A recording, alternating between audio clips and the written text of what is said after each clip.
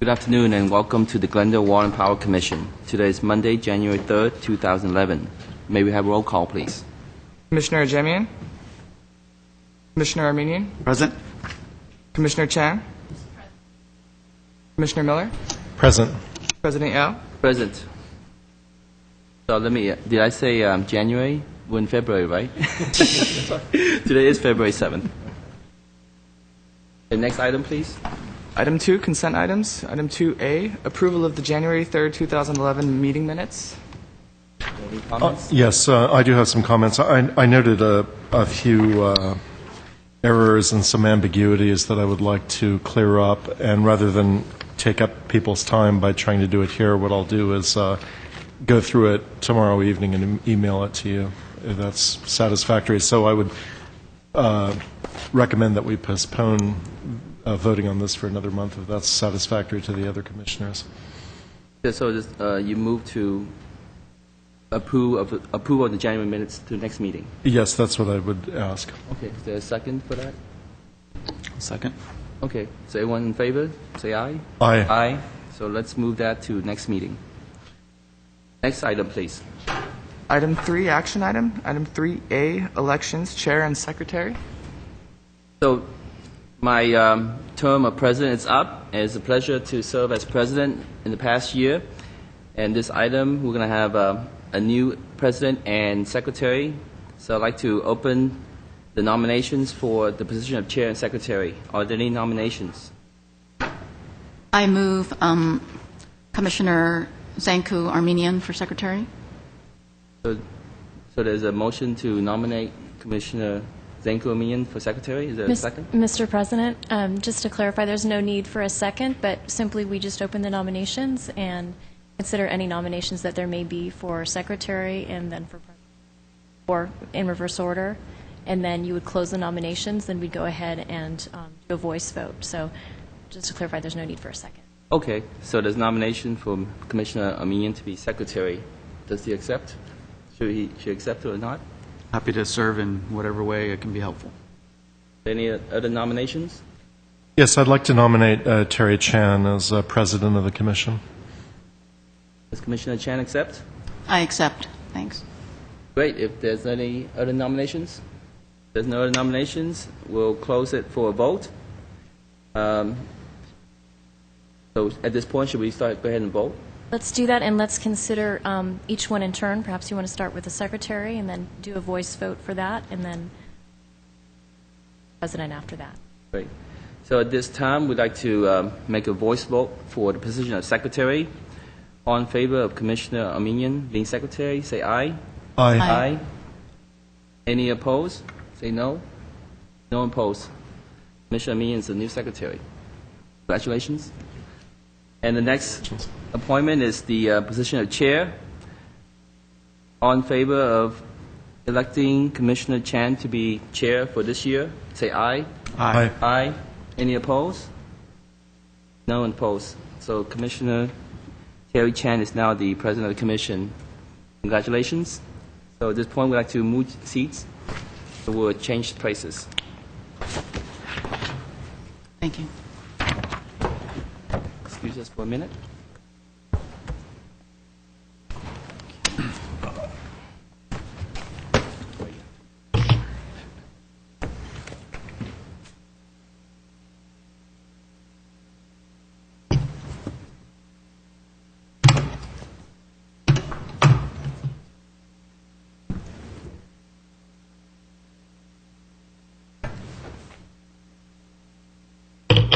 More complicated than I would have thought.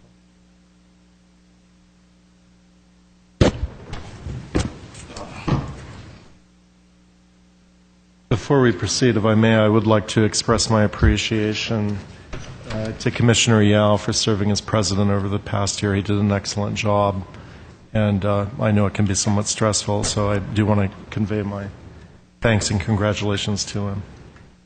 I want to echo the same sentiment. Thank you so much, Commissioner Hu, for doing such a great job. Thank you. Big pleasure. Congratulations, guys. Good luck. Okay. So next item, under reports information update, water rate redesign. Item 4A, update water rate redesign. Bill Fox.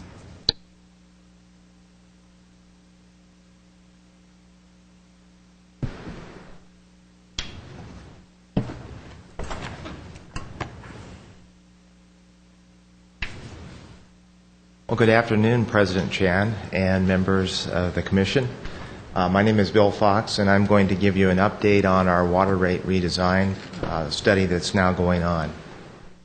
First off, I'd like to tell you a little bit about the different things that we're going to talk about today. First off, we had a project kickoff meeting on January 27th, and at that meeting we talked about several different topics, and I wanted to share a little bit about each of these topics with you so you can have a feel of the direction that we're going in.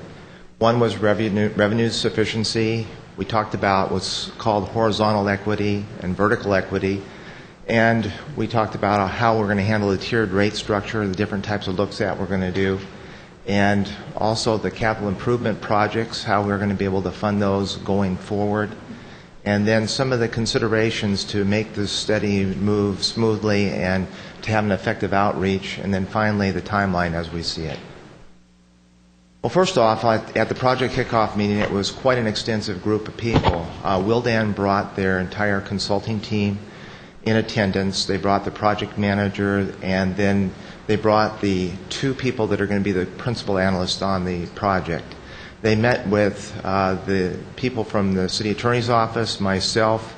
They also met with finance people, and we had quite a number of people, including our IT people as well as our finance people internally. So there was 12 people in attendance at the meeting.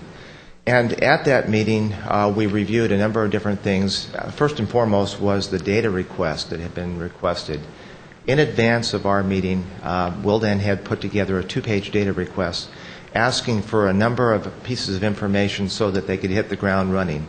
At that meeting, we went over and discussed each of those items on the data request list. And I'm happy to say that we did provide all the information in advance of or at that meeting. So everything had been provided as requested. That included such items as our current financials. It also included some financial projections, past rate studies that we were involved in, city financial data on our water utility assets, and our municipal ordinances. So they got quite a bit of information. And then also we gave them information that allowed them to interface with our customer service people so that they can get in and do some mining of our database for our customers. The topics that we covered up quite extensively was one, revenue sufficiency, and these were topics that we wanted to vet out and get people's inputs on, and by no means have we come to any conclusions other than the fact that we need to study these to make sure that we know exactly the direction the city should be going.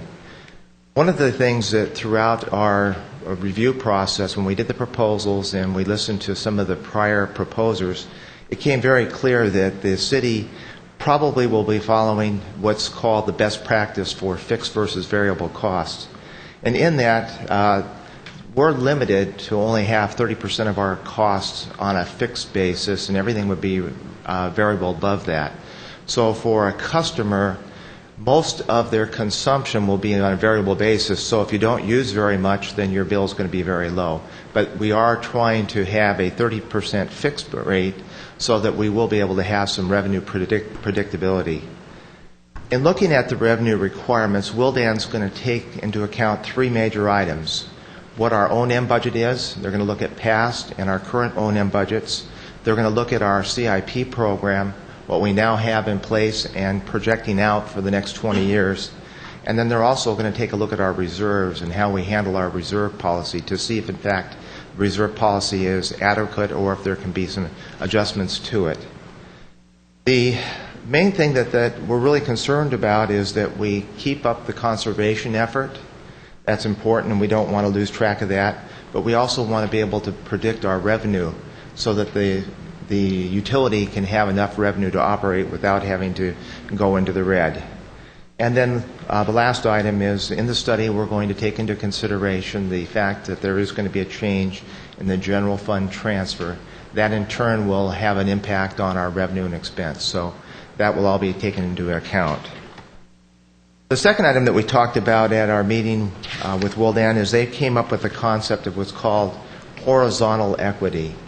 And that's basically to try to take a look at all our customer classes to make sure that have we really parsed them out to the best way possible. Right now we have a residential customer class, for example, but is it possible that we could go to a single family versus multifamily when we're looking at our residential customers?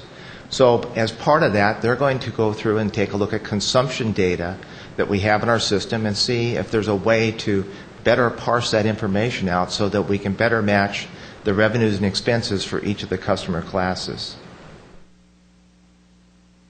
The next concept that Willdan shared with us is what's called vertical equity.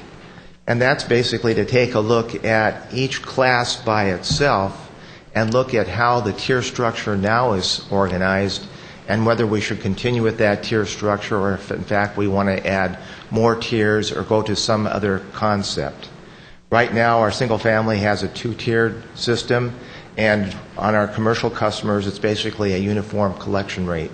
So we're going to say, are we going to keep doing that or are we going to change it? So part of their study is to go through and evaluate what we're now doing, and are we following best practices or could we do something better? So that's what they're going to do through the study. Under the tiered water rate structure, Willdan's going to be looking at how we can better match the revenues and expenses and make sure that each of the customer classes are paying their fair share, so that in fact those that are using very little are going to pay very little, those that are using a lot are going to end up having to pay more than they now are paying at this point. Willdan, based on their first blush, has really given the city some high marks relative to the way we've been handling our mandatory conservation plan. First off, they felt that the way that we have been self-policing ourselves, they are very favorable of the way we've been doing it. The city has done a very good job up to this point, and they like the fact that we have warning letters for those people that are offenders. The city has, I think, taken a very firm approach, but yet we haven't been overly heavy-handed, and in fact we have not had a lot of compliance problems. So at this point, based on first blush, they're considering that we should do something very similar or the same as what we have been doing. Finally, as part of the tiered rate structure, they just want to make sure that any plan that we put into place is following the mandatory conservation plan that we now have in place.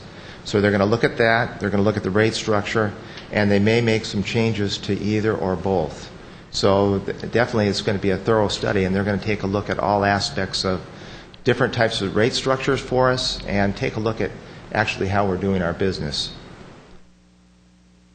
As part of the rate study, one of the big components that we have to take a look at is our capital improvement projects. The city in the past has been basically funding a lot of capital improvement projects through bonding.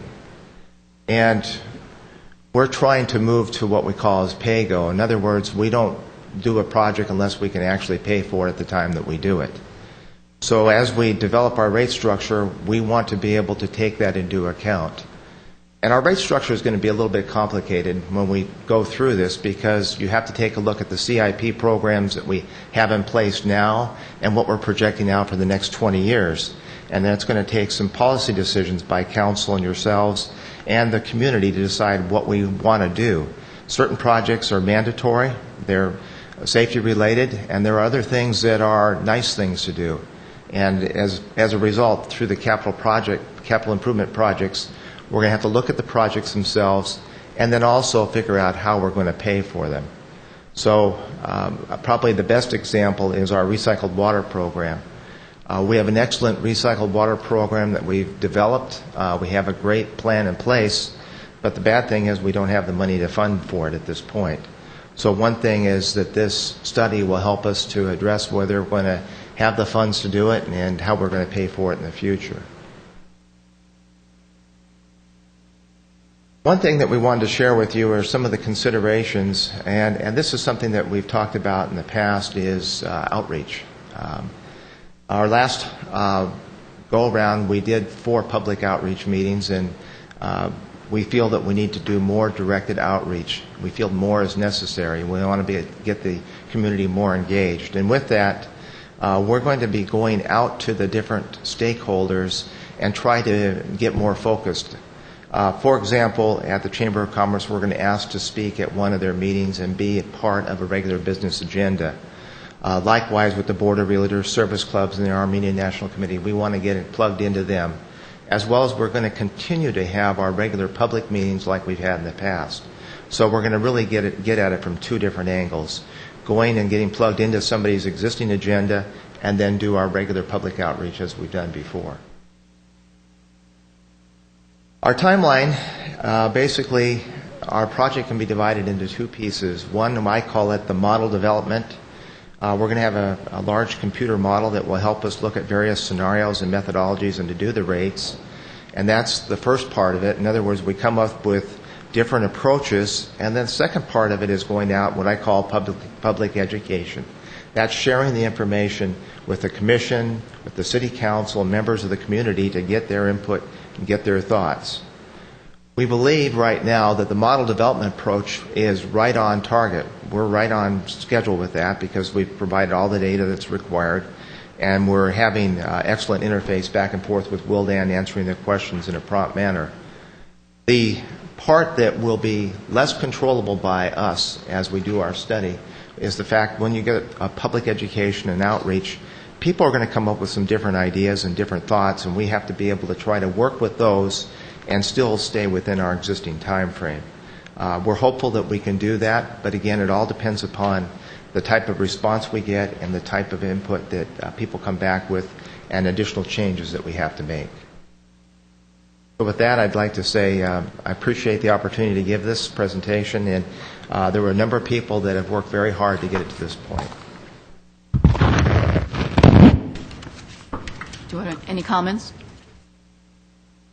Quick question. I assume amongst stakeholders you'll also include the homeowners associations? You bet. In fact, we were on their agenda last time, and we definitely will ask to be put on their agenda again because they provided a lot of valuable feedback the first time around.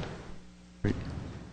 And I assume this will come out probably in later stages, but will we be looking for ways to not just incentivize people in terms of the less you use, the more you'll save, but actually rewarding them for extra conservation? In other words, some extra reward beyond just the usual metric of the less you use, the less you pay. I think that's a good thought to hold. Frankly, when Wildan comes through and looks at this, they're going to provide us with a number of different options. I'm sure one of those, like what you suggest, will be included in the list. At this point, we've given them a clean slate to come up and use their creativity, as well as our staff has got a number of ideas, and collectively we'll come up with that, and that's one item that will be included. I imagine, especially if people were to implement some extra measures in terms of their landscaping that would require them to invest some money, but then if they could get rewarded for that sort of investment, in other words, save more by just using less in terms of watering their landscaping, that would provide an incentive to make those sorts of investments. Well, we'll definitely try to take that into account. Yes, I had some questions for you, Mr. Fox. Very nice presentation, by the way. Thank you. Do you foresee an effect on the bill's format after we complete the process? Is that going to be looked at? I think at this point, that's something that we haven't discussed. We can take a look at that. I know that there's been questions in the past making the bill usable and readable to people. Sometimes when you put something in HCF, people don't know what HCF means, and they can relate to gallons better. But I think that's something that we should put on the slate of things to look into. Okay. And bear with me just for a moment. Yeah, I think looking at the explainability, so to speak, of the bill would be well advised. Do we foresee that then that we're going to have the rate to have a fixed component as well as a variable based on what you're saying in the revenue sufficiency? Based upon best practices and what we've heard through the different consultants that we interviewed as part of the proposal process, we will have a fixed component and a variable component. Right now, preliminarily, I think that the gravitation is we want to stay in line with best practices, and traditional best practices call for a 30% fixed component, 70% variable component. 30% allows us some revenue predictability. 70% allows for the flux in use by the consumer. Consumer doesn't use very much, their bill is going to be low.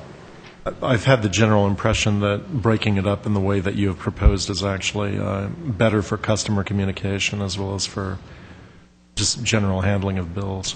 I think it is. I definitely know that Willdan has suggested that we look into that very seriously. On your horizontal equity, you mentioned parsing the customer community into segments that we currently don't in terms of billing. What was suggested by Willdan is when we mine the database of all our customers, we're going to try to parse them out, the single-family homes versus the multifamily homes, and take a look at that and see if we can draw some analogies and take a look at usage patterns in that manner. Because single-family homes have landscape, whereas multifamily homes, we'll have some landscape out front or back or side, but not as much. So we want to see if we can try to make it equal for all. Could you explain the benefit a little bit? Why would it be of use to the utility or the ratepayers to have, let's say, different rates for single-family residences as opposed to multifamily? Well, I think what we're trying to do is figure out what's the true cost for a customer class. Yes. And right now, we don't know what the true cost is because everything's in one big jumbled ball. I hate to say it that way, but that's kind of it is. So if there's a benefit to parse it out and find out what the true cost is for the multifamily parties versus the single-family parties, it's to our benefit to take a look at that. And we can see if, in fact, that there is any economies to scale one way or the other. Because in essence, we don't want to overly charge one customer class versus another. We want to keep away from any kind of a subsidy taking place. Right. Okay, thanks. Now, on the issue of debt financing versus pay-go, I think a number of years ago it was brought up in a meeting, I think when Dan Waters was acting as general manager, that we had very little debt and that there was more of a burden on current customers because we were forcing them to pay for capital improvements that were really going to be used by later generations. And the implication I saw in your presentation here under capital improvement projects is that we're kind of talking about reversing that. What we're trying to do is actually, I don't want to give you any impression that we're trying to reverse it. I think what we want to do is look at all the different ways that we can handle our financing, whether we do a pay-go or if we go through bond financing. So we're talking about fine-tuning, so to speak. I think what Willdan's proposed is let's look at what we're now doing and see if it makes sense. We as a utility would like to get away from doing capital financing to the extent that we can. We would like to put everything on a pay-go basis. So we've thrown that into the equation, and we want to see how that will relate to the rate structure as we go forward. Okay. Thank you. That's all I had. Thank you, Mr. Fox. That was very, thanks for the update. It's very interesting. I just have two similar questions as Commissioner Miller. The first one is on horizontal equity. Can you define what you mean by multifamily? Is that in terms of units? How many units are you talking about? Well, typically when you find a multifamily, probably a very good example will be a condominium complex or an apartment complex. You can have multifamily in two different respects. You can have multifamily where you have one master meter, for example, for an entire building, or you can have individual meters in a building. What we want to do is be able to analyze the usages on those different buildings and try to see if there's any kind of way that maybe they're overpaying at this point or maybe they're underpaying, but we want to make sure that people are paying the right amount. So we want to be able to take a look at multifamily, meaning apartments as well as condominiums. Are you looking at master meter multifamily units at this point to make that segmentation? That's going to be one of the things we're going to look into. We're going to look at master meter versus single meters. Because, for example, in the condominium that I used to live in, we just had one meter, but yet our rate was a commercial rate. And so is that appropriate or should it be a residential rate? What about the possibility of having multiple tiers of multifamily meters? Is that being considered? I think that that's something that could be put on the table. Frankly, at the first meeting that we had, we didn't get into that level of detail. Because if you mention about cost base, and that's ideal, is to break up and segment as many customer classes to make sure that each customer class is paying for what they use. So I would encourage the study to be looking at more than just one multifamily, but maybe different classes of multifamily, if that's possible. I think we'll do the best we can to get to the lowest level of detail to analyze the data. That's something that our IT people are working closely with Wildan on, and from that they are going through and they're identifying the different types of customers within the database. That process has already started. My second point is on the PAYGO. As I recall also when Dan Waller was mentioning about debt finances versus paying now or versus later, I think I had a different opinion than what Commissioner Miller mentioned. I'm in the agreement where it's okay for utilities to incur some debt to pay for some of the capital improvement, and then because it's a benefit for everybody on the long term. So if you incur the debt now and make the infrastructure improvements, you can actually pay it off over time when other customers are contributing to the interest rate, the interest debt. And so I would prefer to have at least some kind of debt in the structure, and so that we have enough money to do what we want to do. So could we pretty much set a target or some kind of debt structure? Because I know other utilities trying to do a 50-50 debt-to-equity structure. Does GWP have some kind of debt structure like that? Well, I know right now that we have one bond issue outstanding. We will be likely going out for another bond issue at some point in the future. And as part of that, in developing the rates, we want to take a look at, the repayment of that, both our existing bond and the new bond that we do, as well as try to make ourselves sufficient so that we can wean ourselves off from debt financing in the long run. These are variables that when you're doing your rate structure, you're going to have to go in and try to figure out how do we pay for that. In any event, whether we do a pay-go method and we raise the rates now, or we do a bond financing, both of it tells us is that there's needs in the community that we want to be able to address. And we developed a CIP program that is basically prioritizes the work that needs to be done. And so we will go forward and, as part of our analysis, identify those projects that we need to do first, most critical to the system. And with that, that'll all be included in the rate structure and the study that we're performing. Yeah, and I would be very supportive of any kind of debt financing where it's not customer specific, like the recycled water. I wouldn't want the public to pay or to incur the debt to enhance the system where only to benefit a few customers. So that wouldn't be sufficient to incur the debt. But if we're talking about drilling a well to increase the capacity to benefit all customers, then I think that would be appropriate to go into debt with that. But then if we can give some kind of a projection or a benchmark that this is how much we would incur and no more, I think we'll be fine with that. At least I would be fine with that, because if we don't want to incur too much debt, but we should be able to understand how much debt is involved here.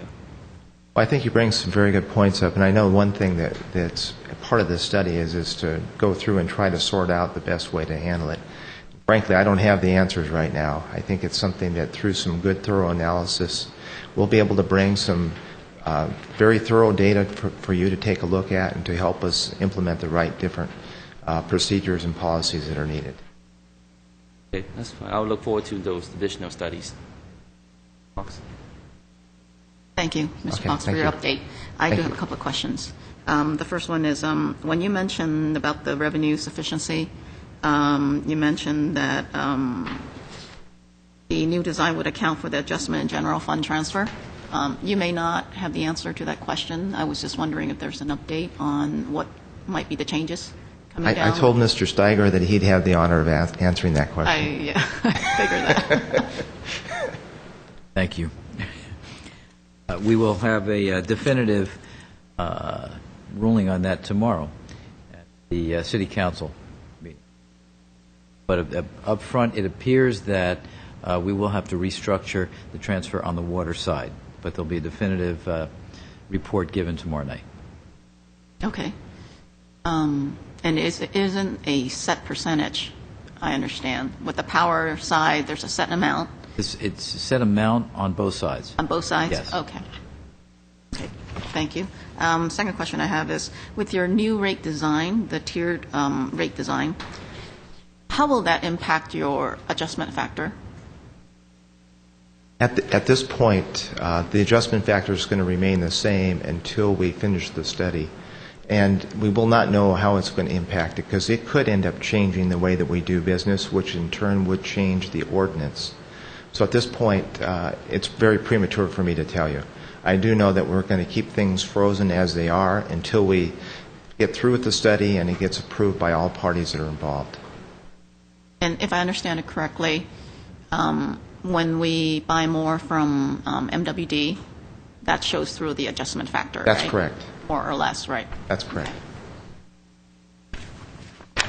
That's all that I have. Thank you. Thank you.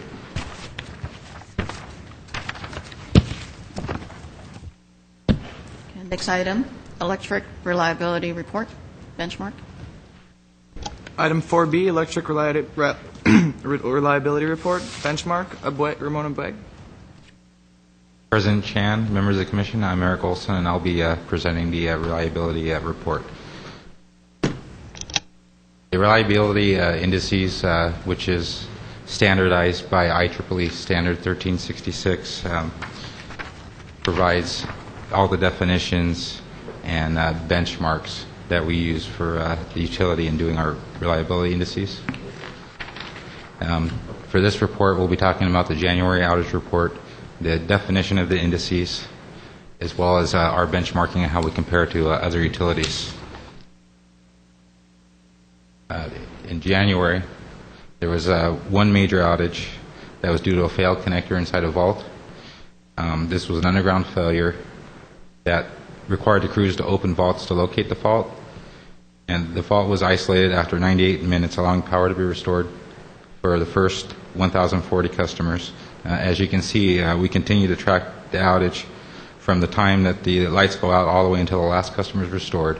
Other customers will stop counting the minutes as soon as the first customer is restored.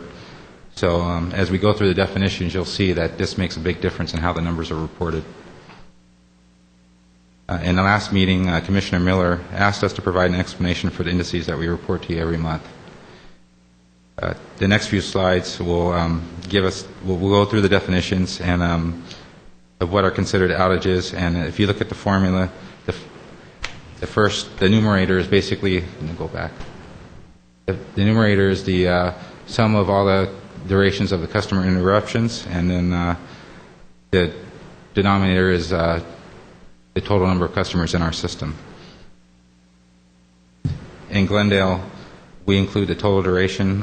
Other utilities, like I said, consider the outage restored when the first customer is restored. So in this case, other utilities would stop with 269,500 customer minutes. In Glendale, we report 449,430 customer minutes, and then we divide that total by our total customers, which is 84,500, giving us an interruption duration of 5.3 minutes. The reason we do this is to truly gauge our response time, including the time it takes to make repairs. So if you live in Glendale and this is the only outage you have for the year, you expect to have your power out for an average of about 5 minutes. This is then average with other outages for the last 12 months to come up with 37 minutes to date. Katie is the average interruption duration for the outages directly affecting individual customers, and it's the average time to restore service. So basically, those who were affected by an interruption, we total all those up together and then divide those by all of the customers in the system to come out with a restoration average. So using the same calculation for Katie, meaning if you're a customer that had an outage, the customers directly affected had a Katie of 163 minutes. This is a measure of our response time to restore customers with this type of event, and the Katie for the last 12 months, including this outage, is 37.6 minutes. Of course, our numbers during the day are trying to be much lower than the when we have crews available than at night when we have to call somebody out to respond. The SAFE, which is the Average Interruption Frequency Index, basically gives you, it's the average customer's frequency for the number of times they would expect to be out for a year. And some of the other definitions that we use is interruption, which is a loss of service to one or more customers connected to the distribution portion of the system. It could be a result of one or multiple components being out. A sustained interruption, as defined by IEEE, is any interruption that lasts more than 5 minutes. And then a planned outage is a component that's not available to perform its intended function due to a planned event directly associated with that component. As I mentioned before, we make our calculations more stringent than others. Other utilities exclude major events from their outage reports as allowed by the standards. And as you'll see in the next few slides, it'll make a big difference in making the numbers look good, but may not address the root cause of the problem. We've been comparing our performance with investor-owned utilities. There's data that they submit to the CPUC. The following slides will show how we fare against the IOUs. As you can see, since 2005, we've made significant improvements in our safety, going from almost 3 to less than 1 from 2005 to 2009. And fare much better than a lot of the other utilities, or comparable.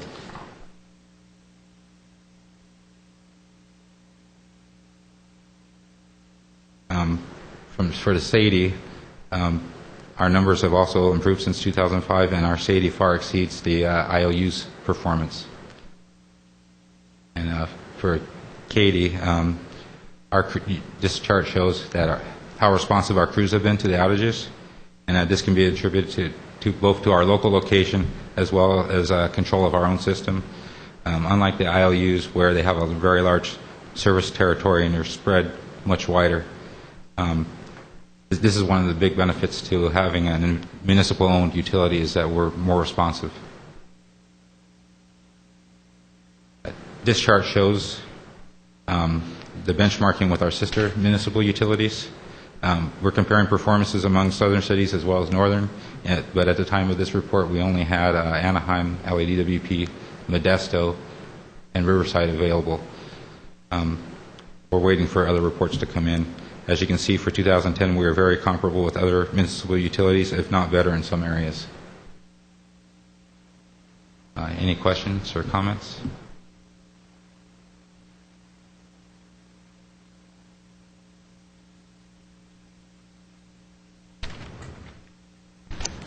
If I may, nice presentation, thank you. Your goals seem to be set then per annum as opposed to monthly. We see these monthly variations from your annual performance. Right. So for we actually do a rolling 12-month average on our monthly report. So we're looking at the previous 12 months. So it's a kind of a moving window. Typically, in this particular report, though, we did just do it on a year-by-year basis. Okay. For that year. Our corporate goal is per year. Is that correct? That's right. Yeah. Okay. All right.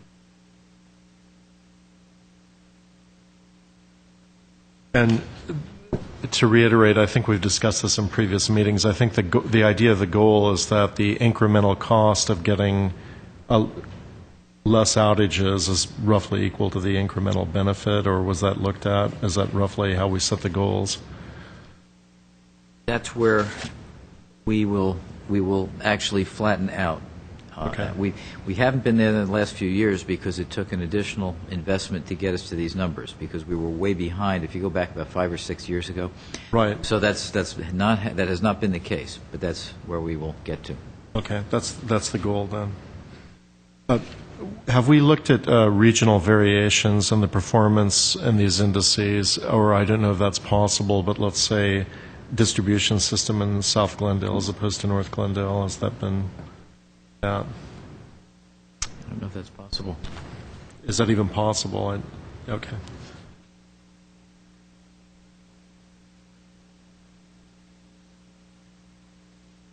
At some point way in the future, it could be. Good afternoon, Ramon Abueng, AGM for Electric Services. Yeah, part of the advantages that we'll have with distribution automations, we'll be able to look at the data that we have on a more micro basis as opposed to macro that we're looking at. As we have more tools available through our distribution automation smart grid, we would be able to do that. At this time, it doesn't make sense to look at the indices by feeder, because the numbers will just be enormous. We have 112 feeders. But we can start looking at, as we incorporate the substations, we upgrade to 12 kV, what we're looking at is the actual benefit, not by territory, but the service voltage that we have, whether or not 4 kV and 12 kV has better indices. We found out that with the 12 kV conversion, a lot of the advantages that we have is just from the conversion, in addition to the tree trimming program. Those are the costs that have direct benefits when we look at our budgeting. Those are the things that we want to continue spending money on.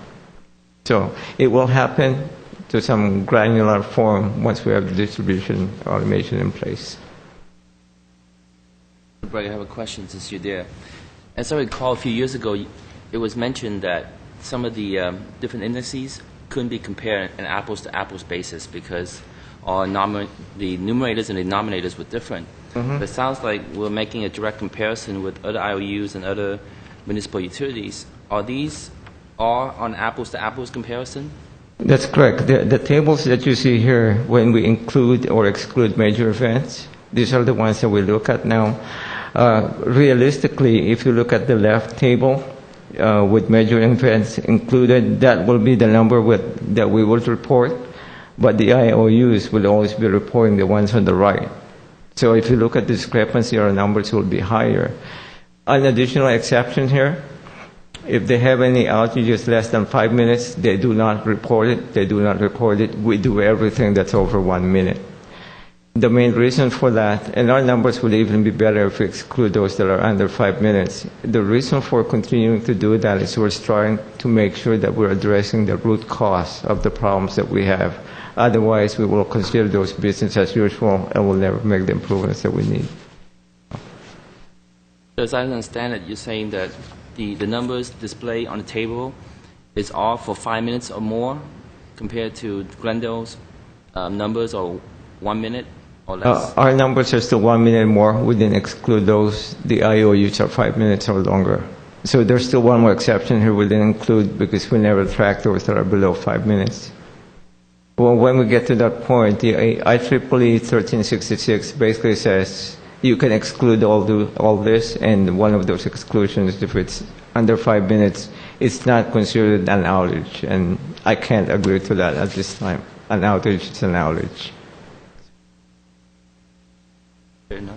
Before you go, I have a question. Thank you very much for both your updates, maybe yourself as well. I'm looking at the SAFI, S-A-I-F-I. Oh, by the way, congratulations for all of the indices showing a tremendous decrease for all of the indices. But for SAIFI, for Glendale, 2010 is 1.06, where 2009 was 0.784. So it seems like it's been going down, but last year it went back up. That's correct. Are there major events that you can point to? We had the storms that we had 2 big storms that were contributing in 2010, and we also had some large outages related to our underground system. We had a higher number than we expected last year on underground systems. Mm-hmm. So are there things that we can do to prevent it from going further up next year, this year? Yeah, the ones that we consider preventable, let's say we have a cable that fails. In the past, we would basically patch them up, do what we call a splice. But this time we are replacing the entire cable run so that we can expect for that vintage, if it had failed for one reason, it's likely to fail again. We would eliminate the possibility of failing. So yes, we are taking actions. Okay, great, thank you. That it? A couple of other questions here. You were showing the Katy slide just before this, I think. the benchmark 5 years, and where the major events are excluded, you tend to be higher than when they're included. Is that, am I misunderstanding the calculation there? Or? The reason for that is the major events that we had were actually a shorter duration. So Okay. in our case, it actually made it Go down. Go down, yeah. Okay. And then on your benchmark 2010, where you're comparing yourself with publicly owned utilities, your SAFE is 1.06. But on the benchmark with the investor-owned utilities, okay, I see that's 2009. Okay. All right. I thought I saw an inconsistency in numbers there. Okay. All right. Thank you.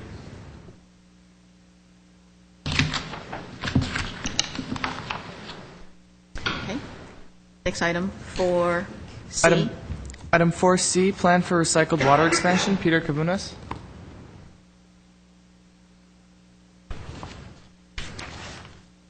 Good afternoon. Peter Kavunas, Assistant General Manager for Water. I have a very brief report. I think this item was a carryover from your long-term agenda.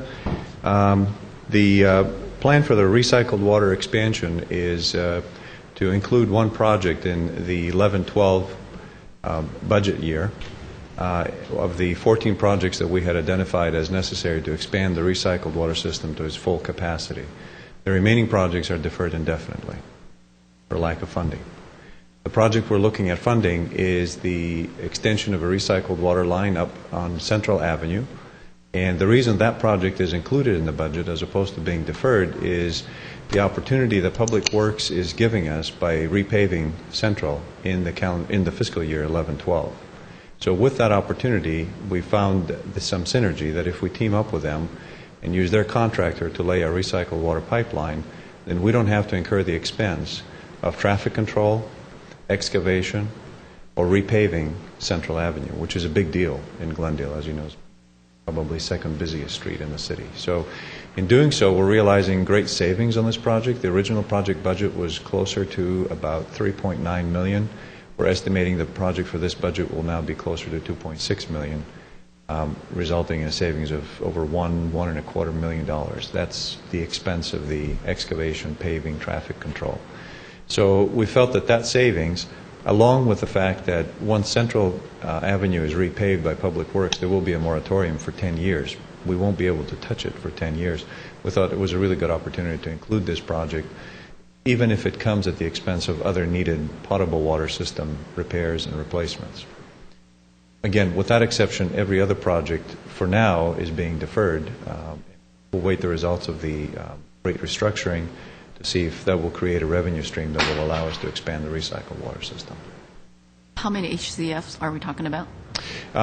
We're looking at our existing recycled water demand is approximately 1,600 acre-feet a year. It's about 5 or 6% of our total demand. This project will add another 80 or 90 acre-feet per year.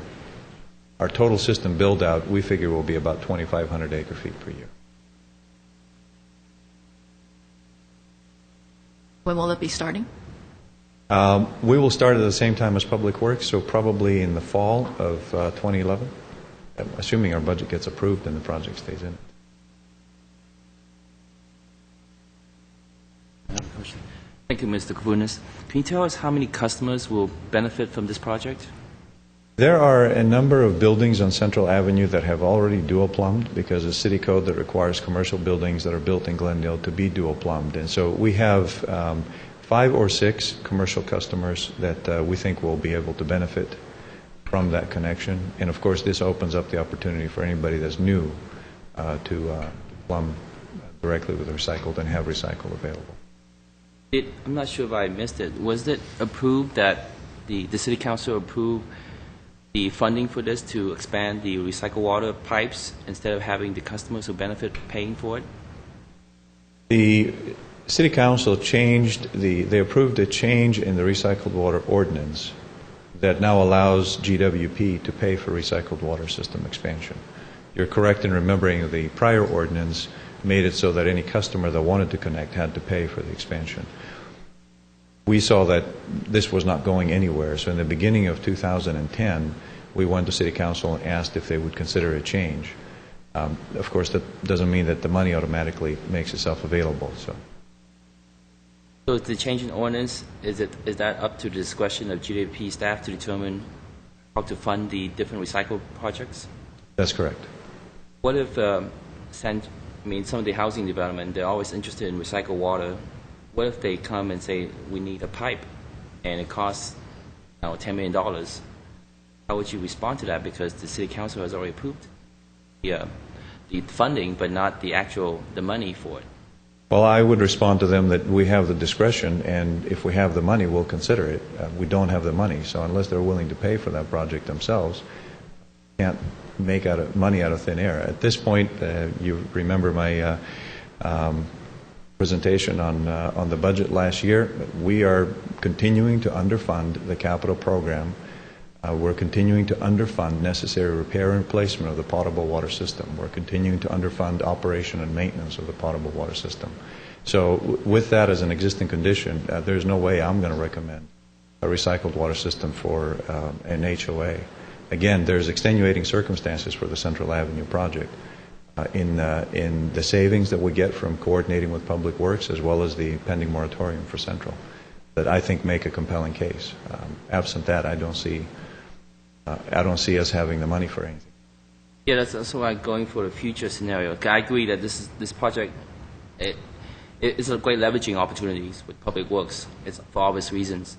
But in the future, if someone says that if you want to fund this recycled water project versus doing some maintenance or some capital improvements that is not as critical, but not emergency, but it's still critical. Because I recall from our water rate design study, one of the case for increasing the water rate was all these projects we have to do. So people can say to us, there's $2.6 million here that you're allocating for this project. Why couldn't it be for the other critical projects where we don't have to increase the water rate by 3%? We look at our capital program and we separate projects into 4 different categories. The first category is projects that are mandated by regulations. Those are projects we simply have to do, or else we'll be out of compliance with state or federal regulations. So funding for those is an absolute top priority. The second category of projects is projects to repair infrastructure that does not meet standards at this point, whether it's flow or pressure, for example. Third category of projects is projects that would fund repair or replacement of the system in areas where we predict failure would come. In other words, we haven't quite experienced the loss of the service level, but we think it's coming. The fourth and final category is projects that are a system improvement.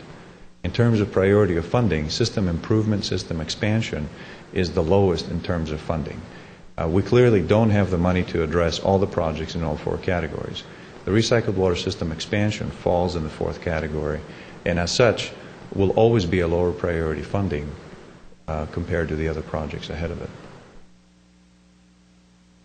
All right, thank you. I did not see a report about this in advance that we received. We got the other reports. I just wanted to ask in the future if we could get a report in advance, just maybe a narrative or something, discussion, so that we can give some time to think about the problem before we actually show up. So the cost of this project, the $2.6 million, is going to be included in the budget review, correct? Okay, and if everyone approves it, then it'll be taken into consideration with the water rate redesign. Yes. When will we see that part? How it fits in your overall budget? What are you letting go? How is the budget increasing, et cetera? The budget, we're in the budget process right now for the 11-12 fiscal year. So this will be in that budget process since we expect to be doing it in the fall of this year. So that will be coming May of this year. All right, thanks. So I just want to make sure I'm understanding it correctly. You mentioned the 4 different categories of prioritization. I completely understand the rationale for it being an opportunity for leveraging in terms of this particular situation. But are you also saying that all the priorities that are in the higher priority buckets are being funded currently adequately, and in that you're looking at this recycled water opportunity and this expenditure? The only category that is being funded adequately is the category of projects that are mandated by regulations. Those are aimed at water quality improvements. The other categories they had to be adjusted to fit into a reasonable capital program that the city can afford. When this project for Central Avenue was fitted into the budget, something else had to go out into the future. But by making that decision, you are prioritizing this higher than things that are potentially in higher priority buckets. That's correct. Because I guess it's hard to react and make an adequate judgment of that or understand the rationale for that without having advance notice of how you're going about it. If you look at it in isolation, obviously, it sounds like it makes sense. But when you look at it without visibility into what are the things that we're deciding not to fund in higher priority buckets, in place of funding this, then it's hard to make judgment or ask appropriate questions as to why you're making that sort of judgment call. As a thought, you will see our budget, you will see our capital program in the months to come. I'll be more than happy to revisit this with you at that time, and you'll see what projects we have in there, what projects have been deferred to later years, and be more than happy to bring that back. I find that would be helpful. Thank you. Sure. I'd like to echo what Commissioner Armenian just mentioned. There's some analytic process that obviously was involved in moving this forward. Obviously, it had to do with the opportunity that was presented by somebody else already working there, but the opportunity cost of not doing the other work, was that looked at, and maybe this is something to bring up when we do talk about the capital improvement program, but I think we'll get more out of that discussion when you look at it in the context of the whole CIP. It might help you to understand this a little bit more in the context of Caltrans, because this involves crossing over the 134 freeway, and Public Works is approaching Caltrans for a permit. They already did. So the question came to us is, are you with us or are you not? And so without really having the benefit of bringing to the Commission or the City Council for further discussion, it's a judgment call. And again, the two overriding factors I mentioned before led me to recommend that this is a project that shouldn't move forward at the expense of others that need to be deferred. Can I add? Let me just add that you have to. It's difficult to do this in isolation. We look at this as an opportunity. It will not come again for, I believe it's 12 years. In the meantime, the projects that we will push out slightly because of it will only be pushed out a year or two. So we're still well within the scope of our CIP, even with doing this, because otherwise we wouldn't be able to do it at all. And that would really that would hamstring the entire build-out of the recycled system, because this is a critical piece of it. Right. So right. it's a fairly to approach it this way is difficult because it's in isolation. So I'll show it to you in context of the whole budget.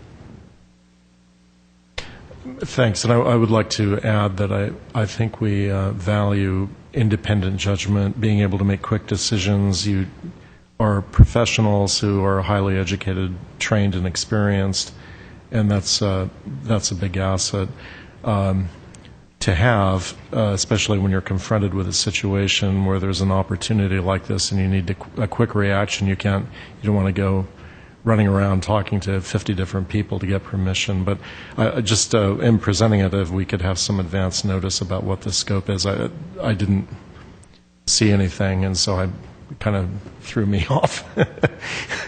But I do appreciate what your efforts here to try to advance the reclaimed water, recycled water effort, which we're all concerned about. Thanks. Thank you. If there are no other questions on this, the Commission also has the standing report on water production, as well as the latest update of the draft performance measures report. If there's any questions on those, I'll be happy to answer those. There's one other item I'd like to bring to the Commission's attention that may or not be a topic of future conversations, and that has to do with our backflow prevention ordinance. Last year, in 2009, the city changed the backflow ordinance, and the change became effective in January 1 of 2010. And what the changes entailed had relate to how much notice customers that have backflow devices, primarily commercial industrial, how much notice they get before they have to have their device tested. Everybody that has a backflow device has to have it tested annually. They know that up front when they sign up for that. And in the past, we had difficulty with a number of customers that would not get their devices tested. And our previous ordinance would have us spinning our wheels, sending them a second notice, sending them a third notice, and then left wondering what to do and how to bring them into compliance, many times dragging out to where a full annual cycle had lapsed and then we're back into. The problem with that is that it jeopardizes the public health, because backflow devices are there to protect everybody's water quality. And so if there is a potential use on a property that may backflow into the system with contaminated water, that's what we're trying to prevent. And so it's really important to have an ordinance that gives us the strength, the ability to enforce backflow testing on an annual basis. We recommended that to Council in 2009. They adopted it. It went into effect in January 2010, so a year ago. So for the last year, we've been working with this new ordinance, under which we give a single notice to customers. It goes to them 40 days in advance of the required testing. It goes to them by certified mail, so we know that somebody there gets it in their hand. Then they have 40 days. We give them a list of people that we know are certified testers by the Department of Public Health. We don't tell them whom to contact so long as they're certified. They get their tester to do the testing, and then they have to send us proof of that testing, successful passing of that device by a certain date. If they don't make their date, the new ordinance gives us the teeth, the strength that we were looking for in enforcement. And so it provides for a fine of $250 if they don't make their test date. And it gives us the ability to go out and have the device tested ourselves with our own plumbers, and then send them a bill for that. So the ultimate goal, again, is to have all the devices tested on a timely basis. That's really what we're going after. This first year, we had about 268, we have just over 2,000 backflow devices in the city. We had about 268 of them that did not test on time. Of the 268, we had about 160 of them that appealed the $250 fine. Those fines, if appealed, they would come to you as a body to hear that appeal. You would become a hearing body at that time. We waived 160 of the approximately 270 fines that we issued. Whenever we felt that it was marginally close, that somebody had even a marginal excuse for not getting it done on time, we waived the fee. There was 110 cases approximately where we held to the fee and they paid the fee. We also sent them a notice that since this is the first year, 2010 was the first year of implementing the new ordinance, we were taking a fairly lenient approach to those fees and to the particular waiving of the fees if they had a reasonable excuse. Starting this year will be the second cycle where every property owner will get a notice that their backflow device needs to be tested. They'll get it by certified mail. They'll get it 40 days in advance. This year, we intend to be a lot less lenient on allowing people to go over their date. So just wanted to give you a little bit of a background and let you know that in case we do not waive some of those fees, they might be coming to you, and of course we'll give you the same and a much more detailed background in cases like that in the future. A couple of questions on that. Congratulations on getting that through. Maybe it would be helpful if we had a presentation of just the compliance rate, but maybe at the next session or the session after that, if you could show us how your compliance rate is performing, just as the Powers Group is talking about their CADI and SAFE. The compliance actually on backflow devices has increased. From the past was 85%. Yeah. We're now at 97.5% compliance. Oh, that's excellent. And we're aiming, actually, in 10-11 so far, it's now February, but 10-11 so far, we're at 98.8, and our goal is 99%. So we're. I had done some benchmarking of major metropolitan centers in the United States on this. A lot of them were at 99% or so. So, that's good that you're doing that. And maybe we could hear more. Put it on the agenda forecast to hear more about. Sure. About that. I wanted to ask you, actually, this ties in with your discussion just a while ago about your recycled water system that's being put in. Do you have the adequate resources to be testing for cross connections when the thing is installed? We do. Okay. We do. Yeah. Okay. And that's all being handled with the Department of Public Health involved, I take it? Correct. Okay. All right. Thanks. I have an additional question. For the backflow preventers, does GWP have its own backflow preventers as well with the customers' backflow devices, so they have a dual safeguards? No. Each customer owns and maintains their own device. GWP owns and maintains its own devices on its own premises that we're responsible for testing. But the customers maintain their own. They own and maintain their own devices. So wouldn't there be cases where the customer has a backflow preventer on their side of the meter, and then down a few yards there'll be a GWP backflow preventer, just to have double safeguards? No, a backflow prevention device typically has 2 check valves in series anyway. Okay. So introducing another set would probably introduce more head loss, but no, it's very standard in the industry is to have. Because I was device. curious to see if these customers can get some additional relief if GWP has a device nearby where they can say that, yes, even though you didn't check the device annually, but we wait to check our own device.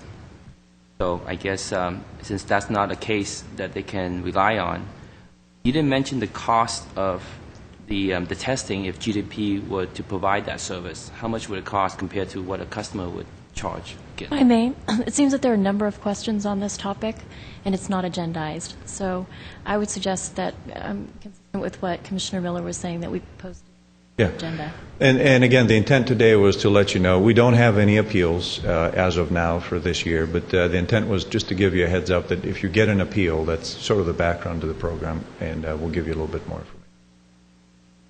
Yes, I would like to have a little bit more information on that, answering both Commissioner Miller and Commissioner Yao's questions. And also, I would like you to go into the fee, the $270. What's in that fee? And also, you mentioned if anyone provides a reason, any kind of a reason, you would waive the $160. So why $160? So it seems like we absolutely need the $110, and why? Where will that go into? No, it was 160 customers whose fees were waived. Oh, okay. So it's either waiving the whole completely total fee. Oh, right, okay, right, I right. see. Okay. Sorry if I was not clear. Okay, that's okay. Just one last comment. When we do have the presentation, maybe you could talk a little bit about how the backflow prevention program works and the annual cycle, how these things are set up, what they look like, and so on. I think it would be educational for people. Thank you. What month will you be ready to do that so we can put it in the forecast agenda? I'll work with the general manager and with George to find the right agenda when it fits with the load, the workload on the agenda. Thank you. It's from our point of view, it's not a pressing item. I wanted to just bring it to your awareness and not a particular critical item. If I can suggest, the sooner the better, since this impacts a lot of C&I customers who potentially face these fines. So the more they're aware about this program, maybe a few customers might not understand there's an ordinance in place would have to comply, even though they get these notices every year. But at least to reemphasize that they could be fined if they don't follow. So the sooner the better. So do you want to come back to us? We'll look at it at the agenda forecast. Okay, thanks. If it pleases the commission, there's another item on the agenda that I have a brief report on, and while I'm standing here, would it be okay if we take that up?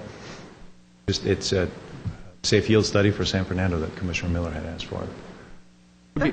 Item 4E. Sure. Next item, please. Item 4E, safe field study. Peter Kabunas. Thank you. I appreciate the accommodation.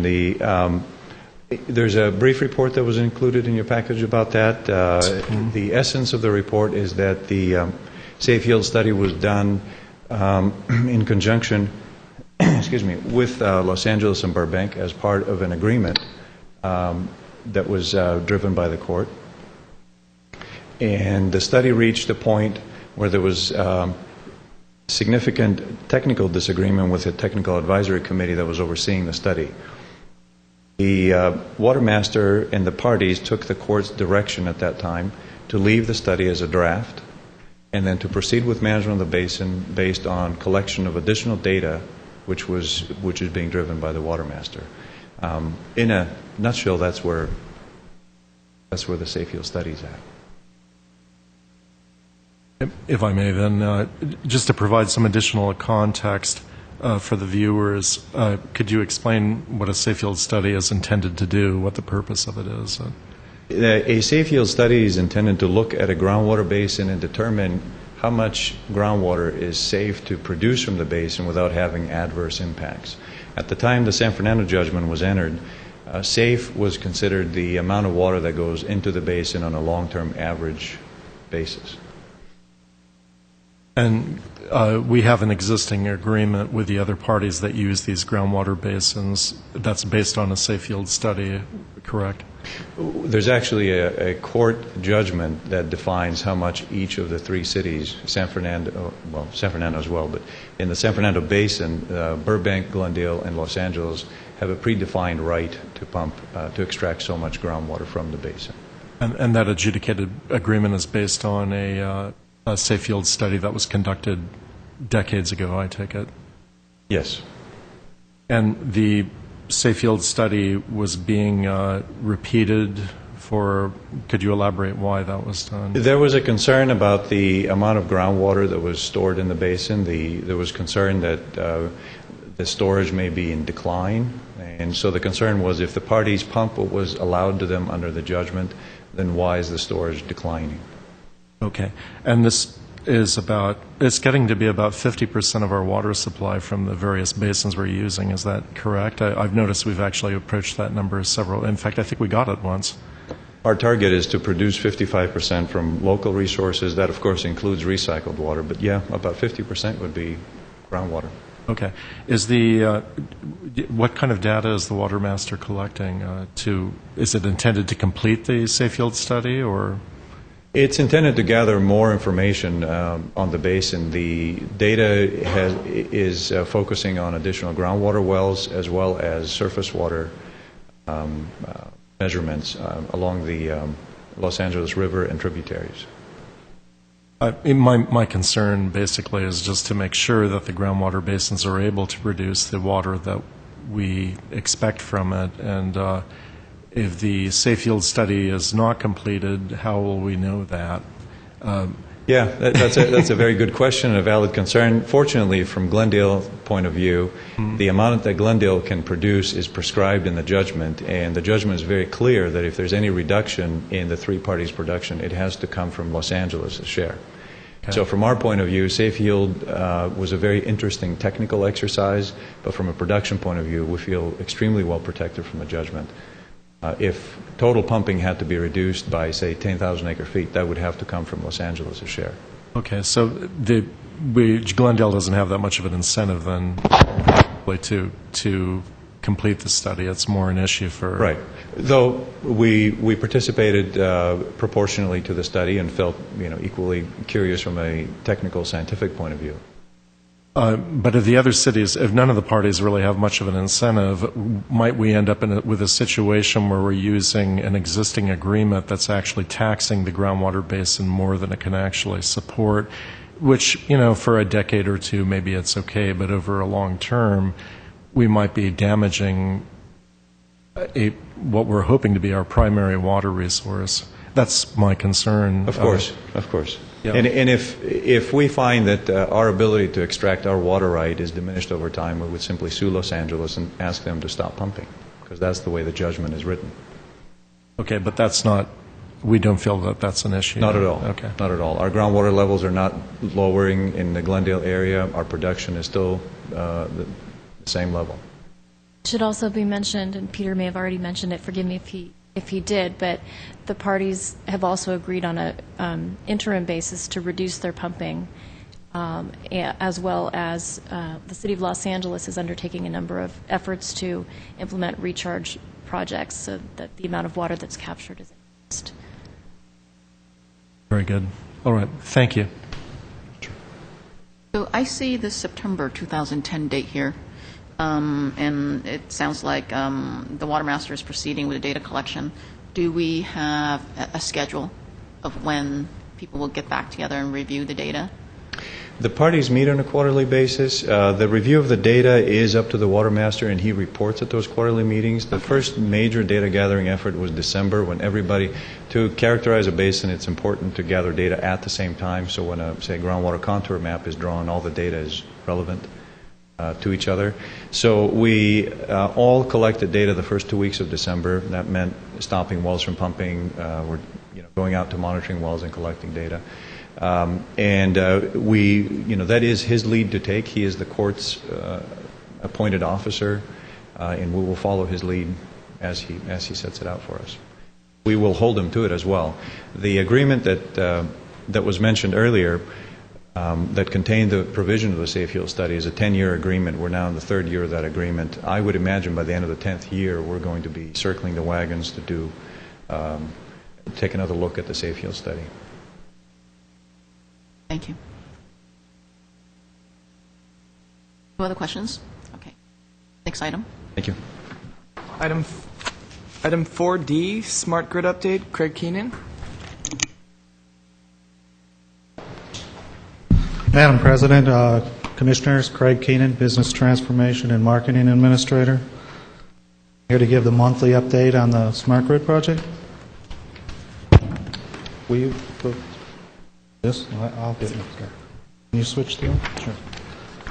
Hey, as far as the update, I'm going to start with the smart meter project, and then I'll go into what we call some smaller projects that are associated with the smart grid projects, from the communications through distribution automation.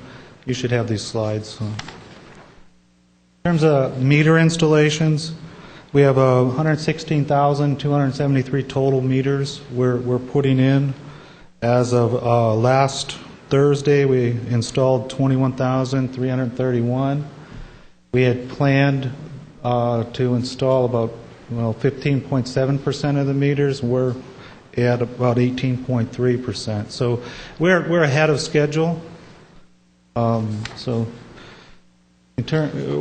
wanted to put this slide in here. We've put this on our website so people can track our progress. And this was as of this morning. In terms of call center statistics, we've mailed out over 40,000 letters. That's generated about 715 calls to the UPA call center. We've had about 320 requests for installation appointments. We've had 9 requests for translations and 31 customer complaints. And primarily those complaints are the same complaint. They've not turned the water back on fast enough, or we've had another complaint we had was that the box that the water meter was in was a little bit above grade, and they thought it might be a trip hazard. Another person always had a metal lid on their water box in their driveway. When we put the armor cast on there was some concern whether it was traffic rated. So we're making arrangements to put the metal lid back on. It was traffic rated, but we're going to put the metal one back in there because that's what the customer wants. So that's basically our call center statistics. In terms of outreach, our marketing staff is looking to do something different, so they've scheduled a number of what they're going to call coffee in the park, and they're going to go set up a display at various locations around town, and it'll be at specific parks. on every Saturday that's mentioned here. We'll advertise this in newspapers and, various different ways, and city views. We already have it in the source. Many different ways. We have Twitter, we have Facebook now, and we'll see how that goes. We're just trying to do a little more outreach in a different kind of way. In terms of the other projects besides the AMI smart meter, I've included, this was our integrated schedule from our project implementation plan we submitted to DOE. You should have copies of this. It's way too detailed for a PowerPoint, but thank you nonetheless for bringing it.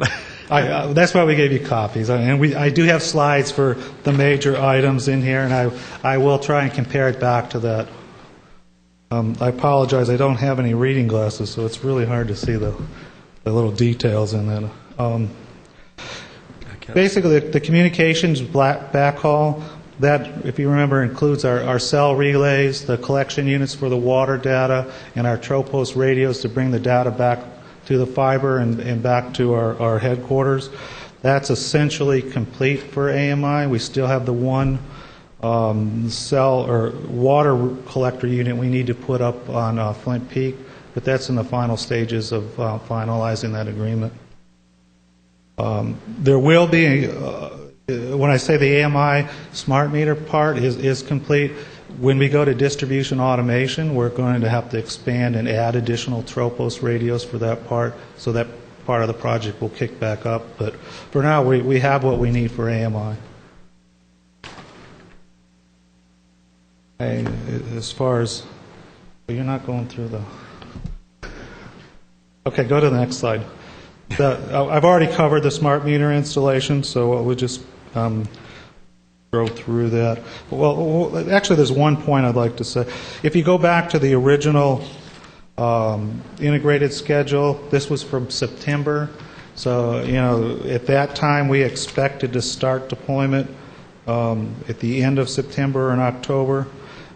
That, if you recall, started in December. We went to full deployment.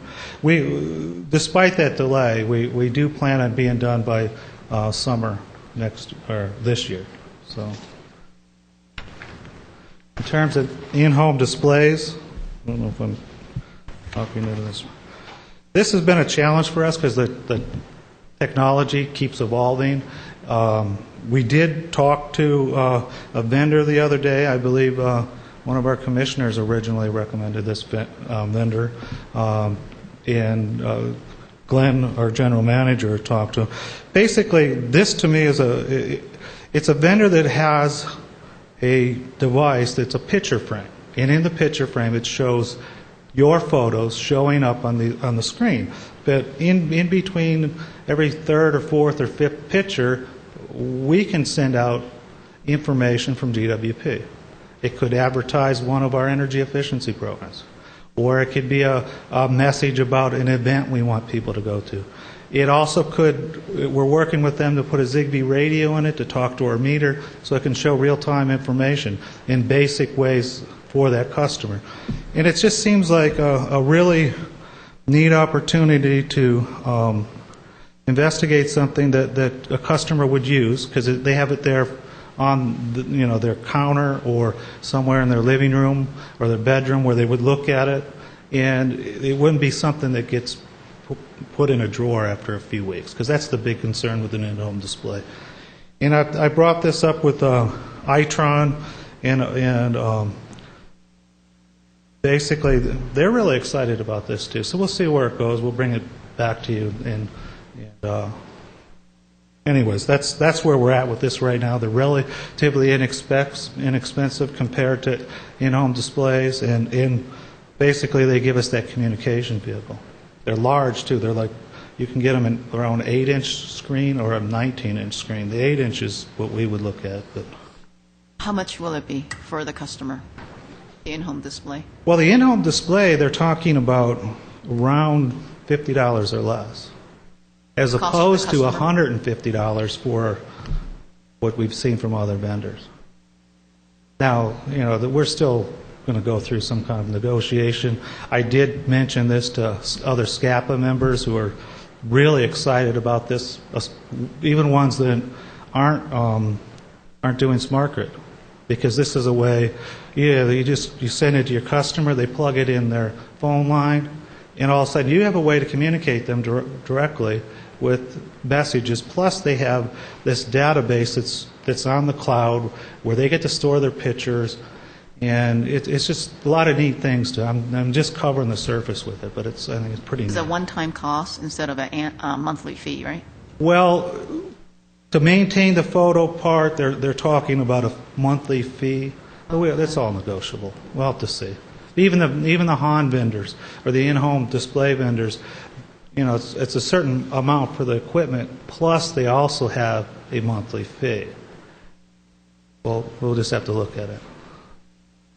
The O-Power.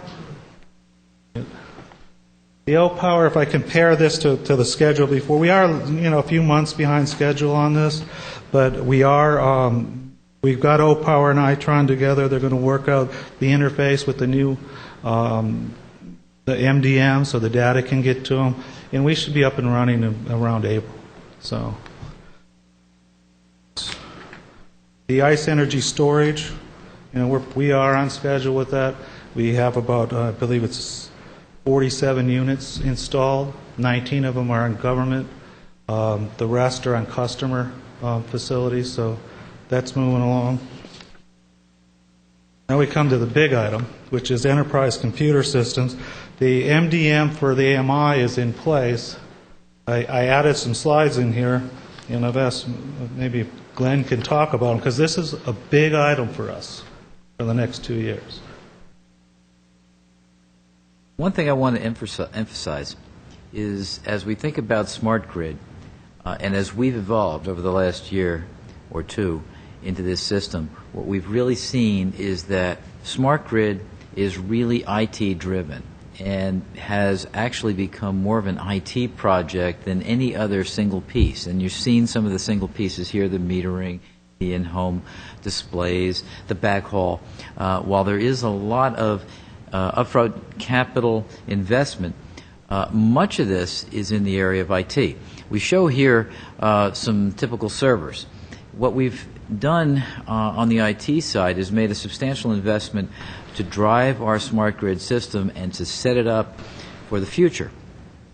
We've also created backup. So we actually have a backup of our entire IT system or data system in Burbank. So we share with Burbank.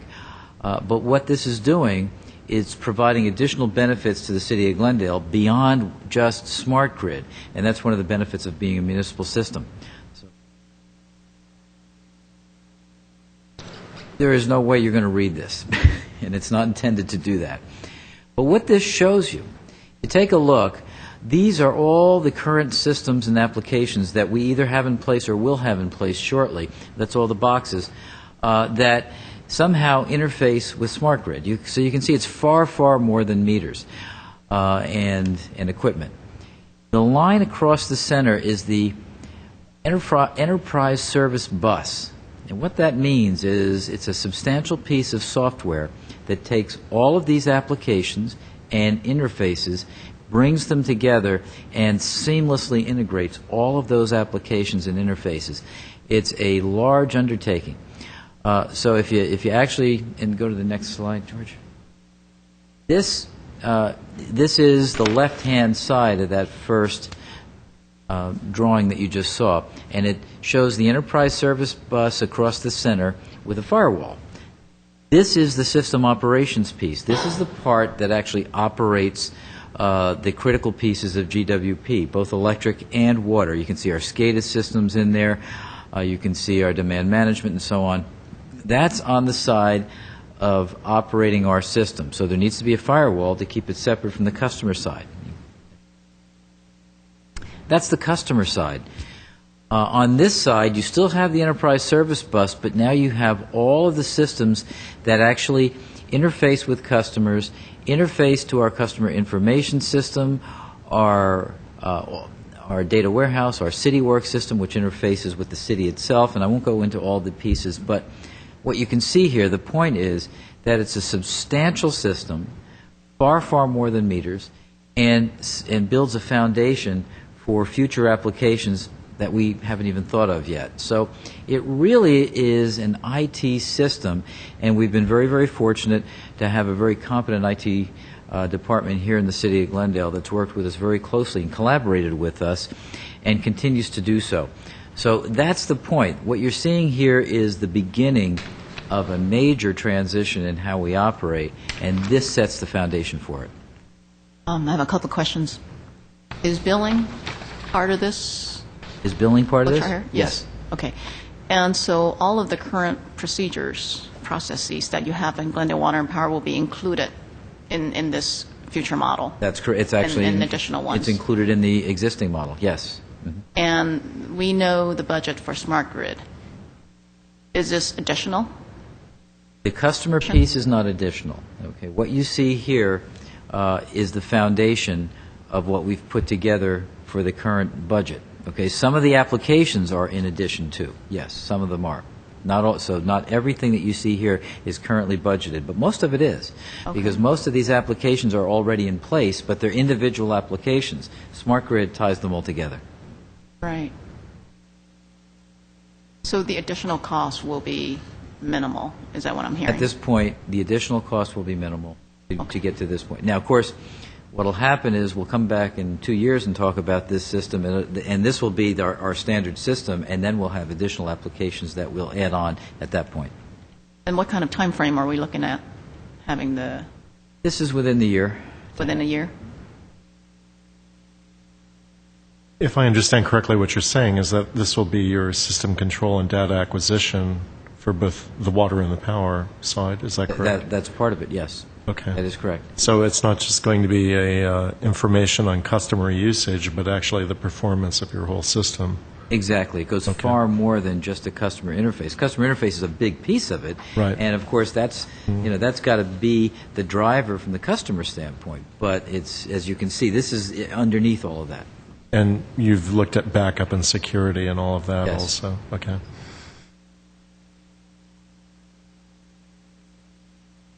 In distribution automation, basically this is on schedule.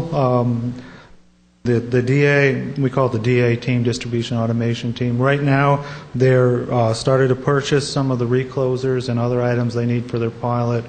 Some of them were down at Distributech the past week to see the new technologies down there and become familiar with the new technology. We're looking at buying some software they need to get started, but it's moving along, their pilot program. Demand response. This program, we were hoping to have it ready for last year during the summer months. That didn't happen. We are now moving to have the program up and ready for this, for June, starting June, July timeframe. We have some customers that are interested in signing up for the program. We've basically have the program all designed. We're finalizing a couple of the forms that they need to sign to participate, but we should be signing them up here in the next few weeks. In terms of the budget, this is as of December 31st. You can see our expenditures approximately $22.2 million. And this is just for the electric. That's out of the 51.3.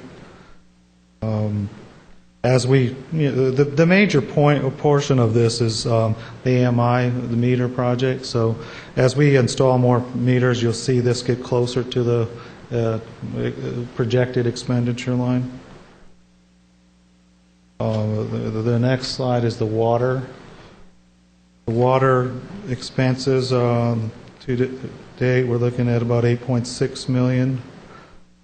We expect it to be about 16.9 at the end of this fiscal year. And that's the report for this month.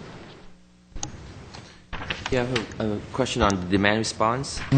Keenan, on the great presentation. Thanks for the updates that you have to do every month. Really appreciate it. But on the demand response rate, Is that for residential or C&I that you mentioned? That's for large commercial customers, our largest 50 customers in terms of load. Okay, so will there be a demand response rate for residential customers once all these meters are being installed? Yes, that would be part of when I talked about the home area network, and I was talking about the new thing we're looking at with the picture frame deal. That's more of an informational thing to meet the, we've been telling everybody we're going to give them an in-home display so they can see their usage in real time and learn about new programs and stuff. The next step to a residential demand response program would either be to integrate with that platform the capabilities to do demand response, or have a separate program that does that. It's a little more technical or harder to do in the sense that for a demand response program, most of the vendors out there need a gateway, which is another expense. Plus, you have to buy the switches that go on pool pumps and air conditioner and lighting. So it's a more expensive program to put together. We will do it. It's just we have to take a little more time in designing that. Our priorities right now are first to get the web portal out there so people can actually get benefits right away when they get their smart meter. The next step is to put something in the home like the picture frame idea that catches their attention, keeps them engaged, and we can communicate with them, and they can then get real-time data from their meter. And then the third step would be... Yeah, it wasn't just the technical stuff. It's just having a rate in place where people can turn off a switch and using the in-home display or even the computer, they see an automatic drop in electricity, then they save money. So I was wondering if we can have just a rate in place where people can sign up, and if they don't use during peak, then they save money. If most of the load is overnight, then they can save additional money. So I was wondering if GDP will have a rate in place to take advantage of that. In terms of our experimental rate program, our plan is to collect the data for at least a year from the smart meters, so we have something to analyze in order to put together the rates. Right now, we really don't have the data to come up with a dynamic rate or even TOU rates. We have residential customers, we read their meters 6 times a year. That's not a lot of data for coming up with TOU and critical peak pricing and all these experimental programs. So we need to collect the data for about a year and bring the correct people in to help us analyze that and come up with rate programs. So it sounds like we might not have a demand response residential rate for the next few years? Well, not based on a rate, probably not, no. But to have a program where customers could control devices in their home, where we could ask them to reduce if we're at a critical time. It could be we have some sort of just incentive for their response to a request for us to reduce load. It might not be rate related. It could be incentive related. So we'll look at different options. Yeah, because it sounds like we're going back to the water side of the rate design, whereas we want people to conserve, especially during peak time, but we don't have an incentive to make that happen because we don't have a rate in place. We're offering maybe equipment where they can react to it, just like we offer maybe shower heads or more efficient toilets. Sure. So it seems like there's a parallel between what we're trying to do with the water side that could apply to this demand response rate for the electric side, and to take advantage of the smart meters that are being installed. So it sounds like we might need to do something quicker than waiting around for a few years to design a rate that residential customers can take advantage of. Let me just add to that. We will put a rate in place, but what we're being very, very careful to not do is put this system in place and then immediately put different rates in place. There have been other utilities in California, for example, that have done that and have not had good results, because what occurs is because there's a change in rate and it may affect the customer's bill, some customers associate that with the smart meter itself and therefore say the smart meter created a higher bill or something. So what we're doing is we're going to put the system in, we're going to accumulate some data, maybe as much as a year or less, and then at some point, most likely within the year's time frame, we will then do it. But we are being very, very careful in that regard to not change rates at the same time that we put the metering system in. Okay, so year 2 sounds reasonable, but we don't want to wait too long to take Well, advantage. No, it's important, and I agree. That's a big piece of where we're going. But the proposal is to alter water rates next fiscal year, correct? Yes. Okay.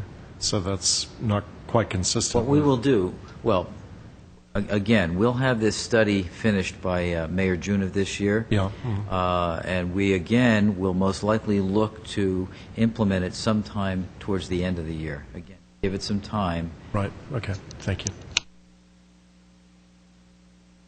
That was, We have another question. did you, I'm sorry. Question. Going back to the customer calls, Yes. so there's about 715 calls to the call center, 31 complaints. Could you characterize what those calls were about, or if there's any specific issues that seem to be I don't have that data with me, but I'd be happy to make sure I bring that next time, and then we can get to that. Yeah, I can understand. You want to know what were they asking, and so we can do that. Okay, that'd be great. I have a follow-up to that question on the complaints or customer inquiries. Mm-hmm. You mentioned that UPA is doing all the installations, and some of the cases you mentioned where something wasn't put back properly. What if it was damaged? Who's responsible, ultimately liable for those? Is it UPA? Customer property is Yeah. damaged? If a UPA contractor goes out and make an installation, is GWP liable, or is it UPA liable for any damages on a customer's residence? Do you want to? That would be, excuse me, that would be UPA's responsibility. Okay, so it's good. We'll protect it if there's anything like that happen. We've had a few customers say something like, well, you broke my gate, or we fix it. UPA would pay for that, right? Yeah, well, there are instances where we know we didn't do anything to the gate, and instead of arguing back, we'll just fix it. Do we have a fund just set up so that we take care of some of these damages? Or is UPA totally liable?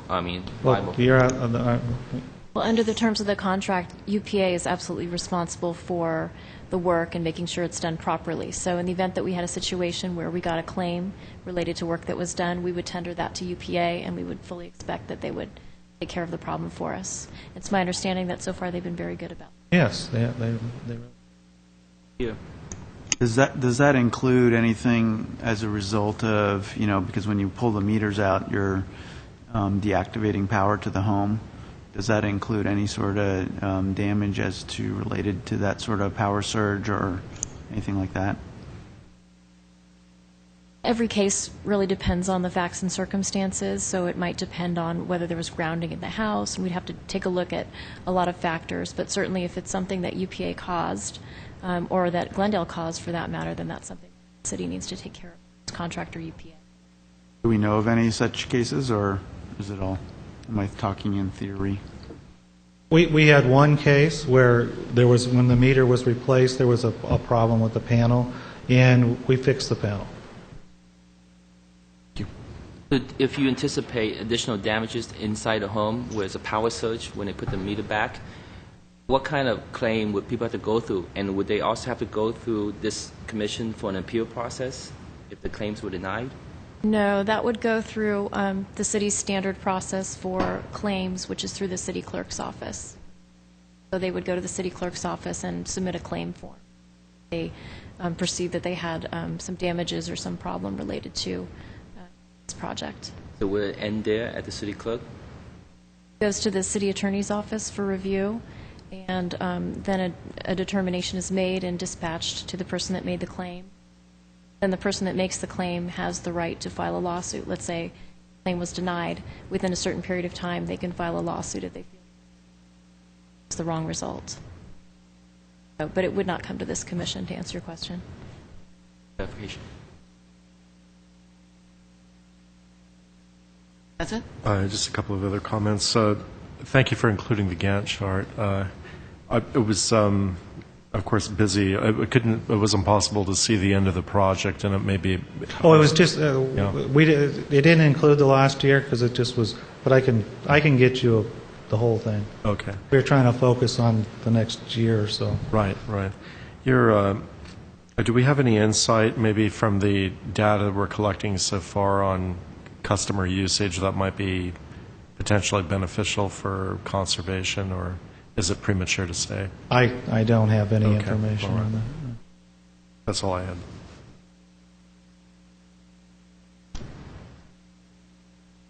Thank you. Go on to the next item. Item number 5, oral communications. Don't have any today. Item 6, old business. I did want to bring up one issue under this category on the issue of pay-go versus debt that we had talked about in connection with the study, the rate study. I just want to say I hope we aren't approaching this with a bias that I would like to think we're not taking a bias that one particular kind of funding is better than the other, but that we try to identify a mix of debt and revenue that would minimize the impact on the customer while at the same time meeting the goals that we've set in the strategic plan to assure a continued long life to the system. In the presentation that was given, I got the impression that we were, and in fact I think it was frankly stated, as Commissioner Yao brought out, that we're looking at a preference for paying as you go, which is what I assume pay-go means. And I think that by taking that bias, we're possibly missing an opportunity to reduce costs to customers by optimizing debt leverage. So we're looking at both. Essentially, with the economy in the down cycle, as it's been for the last couple of years, we've had an issue with continuing to funding the normal replacement CIP projects. And those are the type that we would like to try to pay-go and then utilize bonding for the larger projects. For example, Chevy Chase Reservoir, a $25 million project, much of that was bonded for. Some of the smart grid has already been bonded for. So some of the larger projects, that's where we would want to continue to bond without relying on bonding for the ongoing system replacement type of projects. So that we don't get into a bind when, in fact, when we get to a point where we have to do another reservoir replacement and we're already bonded at a very high level. Yeah, I see the things you're referring to as paying as we go as kind of operation and maintenance type issues. And normally, I think the practice is to pay as you go for your O&M program. Capital programs, large-scale things, you look more at debt funding. Yeah, that's correct. Okay, all right. Another old business, if you don't mind? Yes, I see that some of the handouts here, there's a Facebook page. Is there an update to that, George? Do you want to mention that? It wasn't on the agenda, but it's...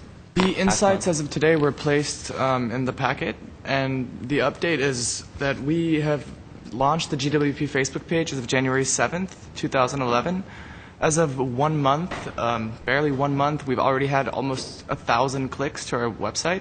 We have about 43 followers, 43 likes, about 90 followers. The numbers are going to increase within the next month, my estimate is. It'll at least double by the next commission meeting. We recently advertised at our offices that GWP has gone Facebook. That was not advertised 3 weeks ago or 2 weeks ago. It was not the case. We've recently started pushing it out more. Facebook and Twitter are linked now, so the visibility has definitely increased since the last commission meeting when Facebook was not launched. How are we promoting it? We've actually, today, since today we actually received our official URL, the Glendale Water and Power URL on Facebook. Today we started to promote it both at Twitter, Facebook itself, and within Glendale. We've put it in our newsletter. We've let all of our employees know, and we will continue to do it. So we just started today. Today is our official kickoff. As Mr. Steiger mentioned, we are in the very early stages of Facebook, and we already have 1,000 visits to the website, which is something to really be proud of. So. Great. So this is for Glendale Water and Power as a whole? It is. Okay. We and I know the question. Anticipating the question here. Originally, we had said this was going to be for the commission. When we took this back to the city itself, city felt strongly that if we were going to do it, it should be Glendale Water and Power. I actually like this better. Yeah, I'm sure you do. So, but all the Facebook participants would like it, irregardless of whether it was commission or not. But that's why, and we are, by the way, the only department in Glendale right now to have an official URL Facebook page. Cutting edge. Cutting edge, absolutely. Great, thanks. Any other old business? I assume all the commissioners will be joining the Facebook page shortly. And liking it. Yes. Add 5 more followers. Yes. Next item. Item number 7, new business.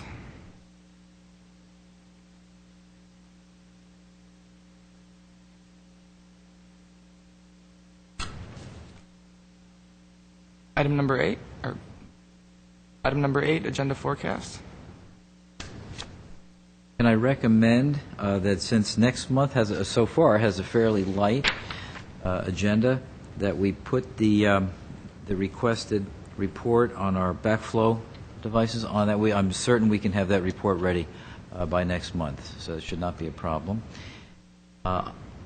Is it okay? That's fine. I just wanted to mention that in addition to reporting the compliance numbers, if there could be a little bit of a discussion about what these devices are and Yes. how they're what the law is. The law requires that the customer install them and test them once a year, and then report to the utility. An explanation of the program's process for the benefit of the commission and the customers who are watching. Thank you, Commissioner Miller. We'll make a full report on that. So, Thank you. With regard to the central recycling project, the $2.6 million, I know we talked about you and Peter coming to the commission with a whole list of other projects that you would consider either deferring or cutting. Yes. To consider this. I think you mentioned May is a good time. May is the right time for that, yes. Okay, so do we want to add that to May? right now? Comment, though, if I may interrupt you on that. In April, we're having a review of our capital improvement program, and would it be more fitting to talk about delayed projects under that Those category? projects will be part of that, so that's correct. We can put the recycled piece in there, and then April. we'll include it in that one. We do have a very full agenda in April. Do we want to maybe push one into May? Succession planning, perhaps. That? Yeah, let's do that. And I would recommend, again, since next month, in March, we still have a fairly light agenda, I'd like to recommend that we do an updated report on our renewable portfolio standard, idea where we are.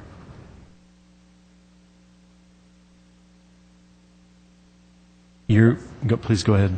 That's a very good idea, Mr. Iker. I like that topic, as well as maybe including the legislative action as part of that. Yeah, the AB 37, we'll put that in there. Sadar's been sending out great reports about that, so that's helpful to follow the legislative actions. Discuss that. You have quarterly risk management updates in April and July. Presumably, there would need to be one in October and then one in January, I guess. But you'd also want your quarterly scoreboard, I think. Yeah, that should be added. I don't see it here. Yeah, we'll add that. I think it was added last month, but somebody took it out.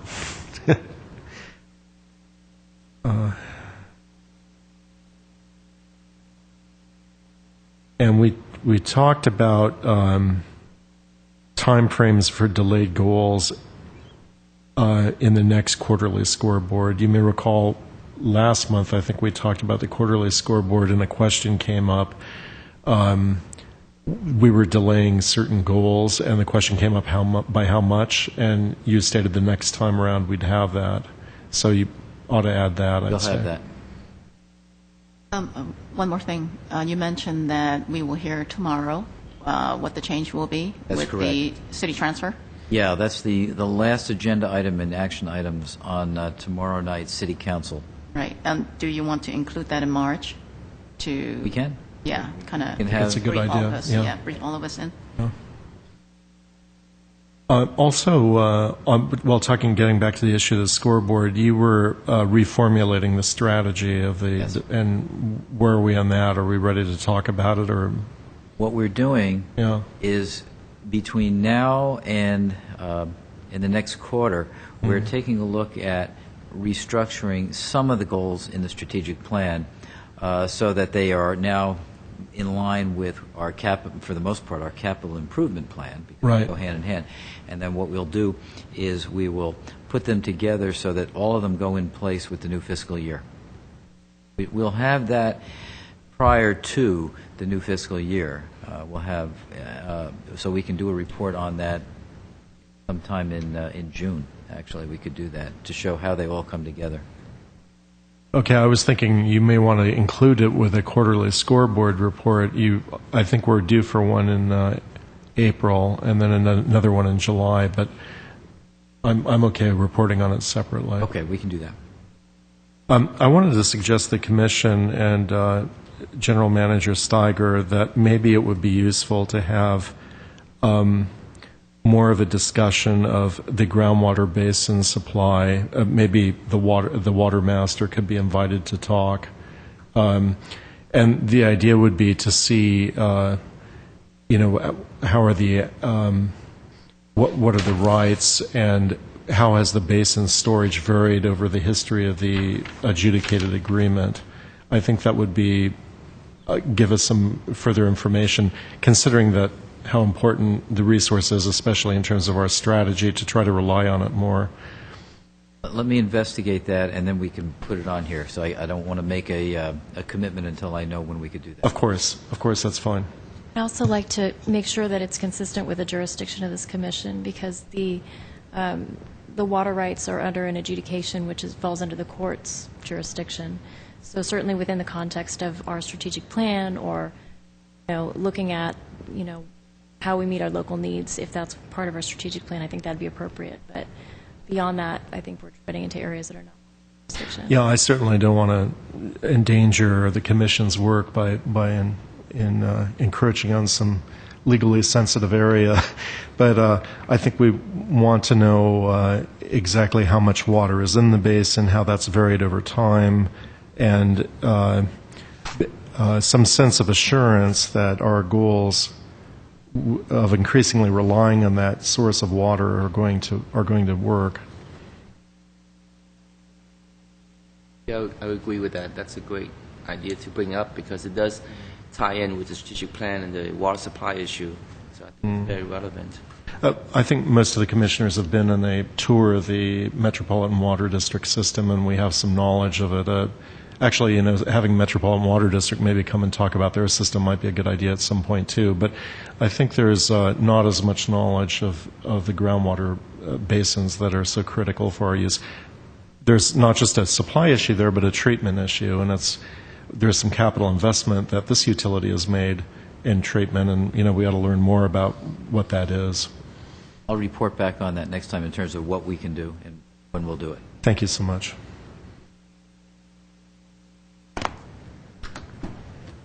Else? I just hope we captured that all. I think the agenda forecast that I saw last time I thought was a little bit fuller than this. Of course, this is pretty full as it is. But if you'll notice, towards the latter months, we only have 2 items, and I thought we had more. But anyway, I hope we capture all this stuff. I'll make notes so that I can. Okay, very good. Thanks. Okay. Next item. Item number 9, adjournment. Have a motion? Move to adjourn. All say aye. Aye. Aye.